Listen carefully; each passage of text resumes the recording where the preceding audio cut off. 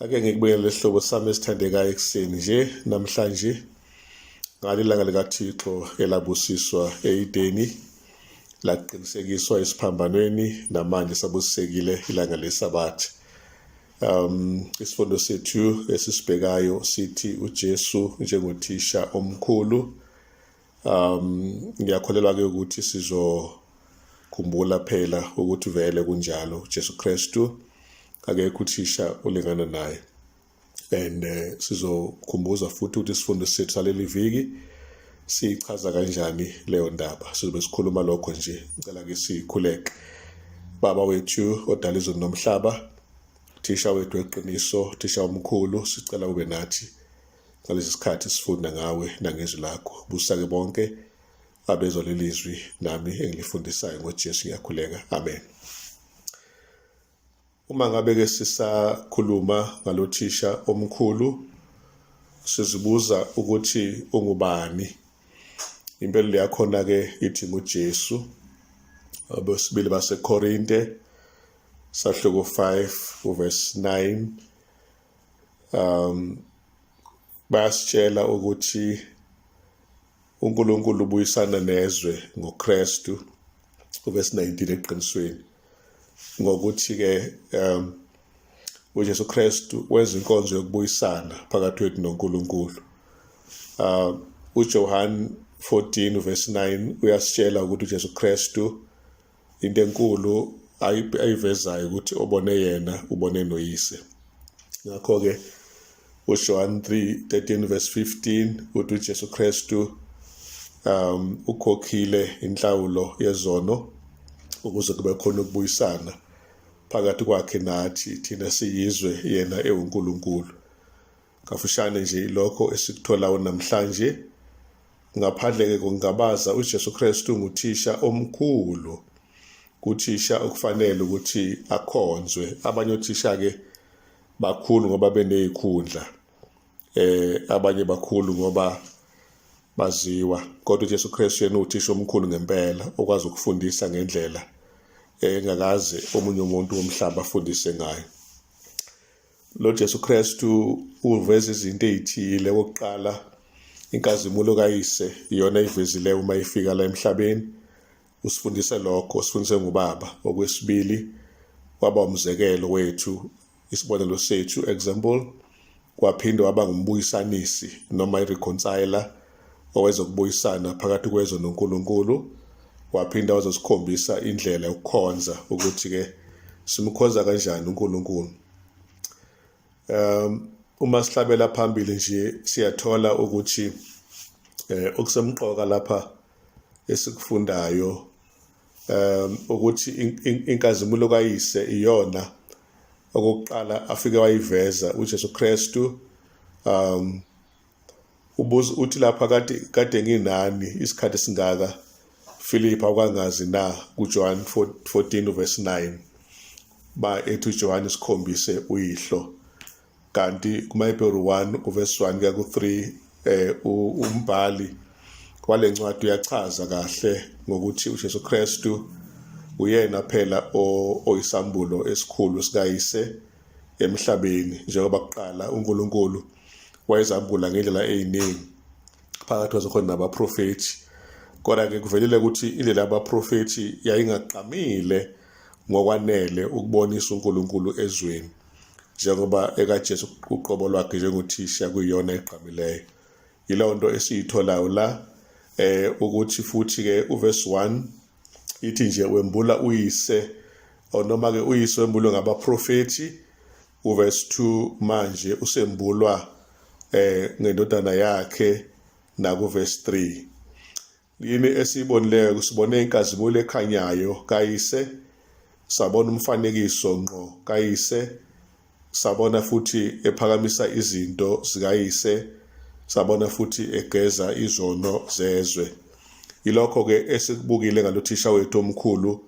Okunye ke sambona ehlala kwesokunene sikayise egcineni. Ngakho ke lothisha omkhulu ke wembulwa kanjalo ke bazalwane kithina njengoba silapha ke emhlabeni. Kanti futhi abesibili baseKorinte sahloko 4 verse 6 kuyavela ukuthi uJesu Kristu ngeqiniso lonke nangengcebo yakhe enkulu ufinyelele ukuthena abonisa ubuso bukaNkulunkulu kuye. Ngamanye amagama thina esekabona ubuso bukaNkulunkulu, kodwa uma sibona uJesu sesimbonile uNkulunkulu. Ilonto egqamileyo. Okwesibili, inkazimulo kaYise isaqhubeka lapho ku-14 verse 9 kuyena uJohane la uJesu wembula inkazimulo nesimilo sikaBaba ukuze thina abantu sikwazi ukumbona uBaba. uJesu uveza umfanekiso kaNkulunkulu 1 verse 3 kumaHebheru ukuba siguqulelwe nathi kulo mfanekiso wakhe. uJesu ubaseRoma 8 verse 29 wembula inkazimulo nesimilo sikaYise emhlabeni. kuJohn 8 verse 12 uJesu ukukhanya kwezwe, ukukhanya okukhona okwenza nathi sibe ukukhanya kwezwe. uMateyu 5 verse 12 no verse 14 ukukhanya nathi sesiyikhona ngenxa yokwazi isimilo sakhe nokukhazimula kwakhe. And then ke uJesu Kristu ke ufuna ke kuba sichithe isikhathi eside emkhulekweni nasekukhonzeni ukuba sambule nathi inkazimulo kaNkulunkulu le evela sengathi sesibukweni, kodwa ekwazi ukuba ikwazi ukuqhama kahle uma ngabe sivumela umoya kaNkulunkulu asihole.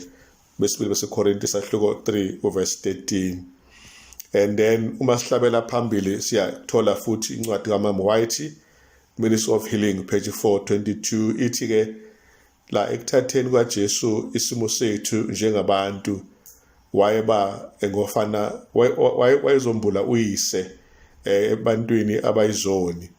Ithi lokhu ke ukwenze ukukhona bukayise bebona kwasekuqaleni umfanekiso kaYise wangempela ubonakala ukuthi uyabona kuphela lo onobuNkulunkulu ongambula uNkulunkulu esintwini. Ngakho ke sibona ukuthamba kwakhe, ukuzwela kwakhe, banosihawu kwakhe nokunakekela kwakhe thina abanye ukuthi lapha ngempela uveze isimilo sikaNkulunkulu okumele masisibukeke nathi uma sibandakanyeka emsebenzini wakhe.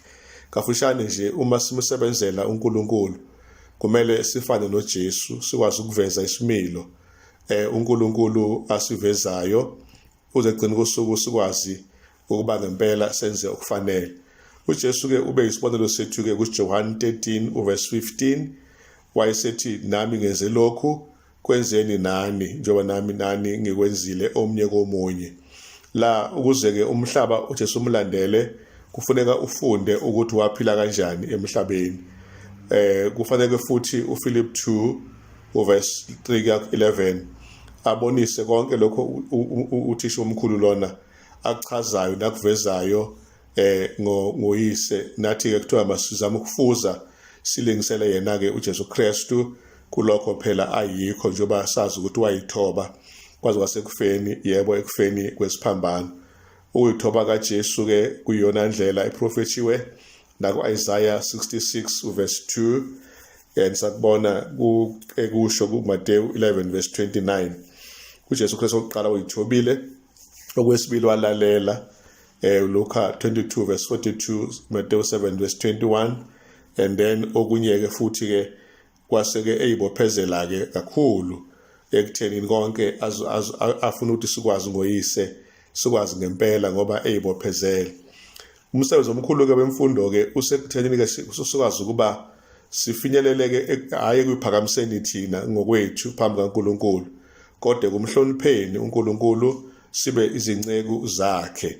Ukufunda ke kwangempela akumphakamisi ofundile, kodwa kuyamehlisa bese ephakamisa uthisha wakhe okuyena okuJesu Kristu ke kulesi sigaba uthisha wethu omkhulu. uJesu ke ungumbuyisanisi, he is the reconciler. Uyena ke owenza lenkonzo njengoba sekengayithinta ke kubo sibili seKorinte 5 verse 19. La sibona khona edale ibridge phakathi kaNkulunkulu nesintu. La leli bridge maselidaliwe libe selileze ukuba kube khona ukuxhumana okukhulu kanye nokufisa ngasesintwini manje ukuthi sixhumane noNkulunkulu ofisa eqala ukuba naye ezekuthini. Leli bridge leli ngamehla umqondo kalicabanga bazalwane elisusa uNkulunkulu limsondeze kumuntu, lisusa umuntu limlethe kuNkulunkulu bese bedibana lelo bridge ke lingesiphambano. Ngesiphambano wenze ibridge uNkulunkulu ngoJesu elihlanganisa izwe naye uNkulunkulu. Uma ubheka abaSoloma 2 verse 4 bathi lokuqala ke igxathu thathwa uNkulunkulu ngokuletha indodana yakhe ukuba kube khona ukubuyisana kwethu kunye naye. Wayesefaka isifiso enhlizweni zethu sokuba siphenduke. uJesu Kristu ke lo ongumdali nomgcini wokuphila ungumhlengi wethu wasesiphambanweni noma ke owadlula esiphambanweni.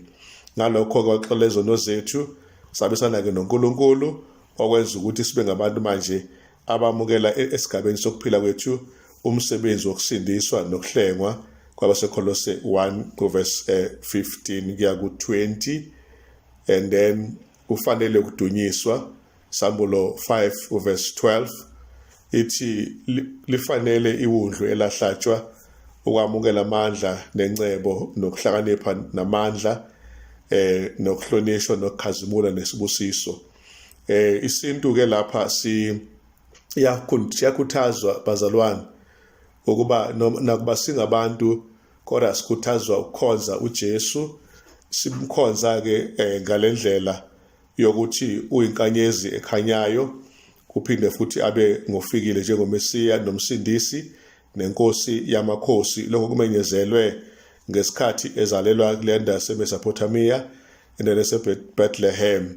Kuphinde futhi uJesu wazalwa endaweni phansi la endaweni yesibaya okuyindaba ezezwakalayo uma ezalwa nje ukuthi umsindisi wakhonzwa izingelosi khona lapho esibayeni uLuka 2 verse 8 kuya ku20.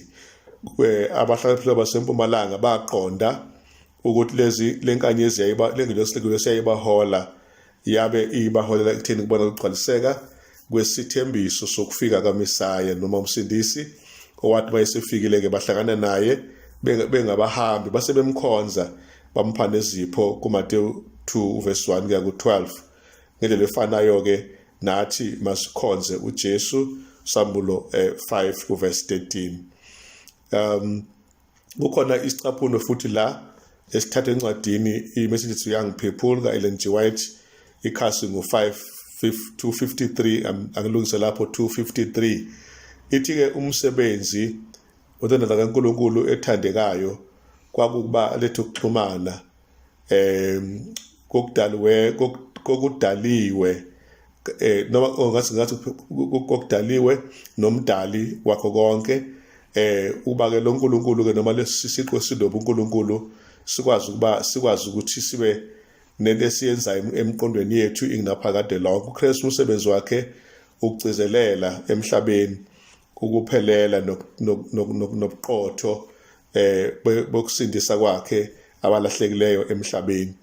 And then ke okunye ke futhi uvule nendlela ke ukuthi abangalaleli babuye bazolalela uNkulunkulu bamthobele bese kuthi egcineni ke abesebeka ke ukuvikela okubavikelayo labo bantu asebemsulwa futhi asebekwazi ukuba bephile ke bengasangcolisiwe. Ngokufushane nje ilo mazwi engwatholayo lapha sihlobo.